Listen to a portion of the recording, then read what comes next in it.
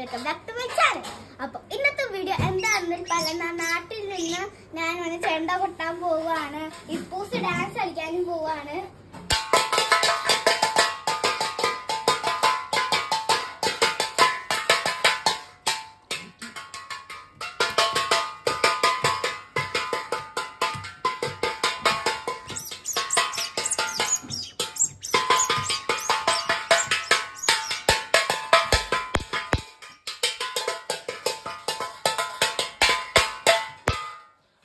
അടുത്തത് ഇപ്പൂസ് കൊട്ടുമ്പോ നീ dance കളിച്ചോളൂ. Okay ആ ഇപ്പൂസ് വാങ്ങിച്ചാ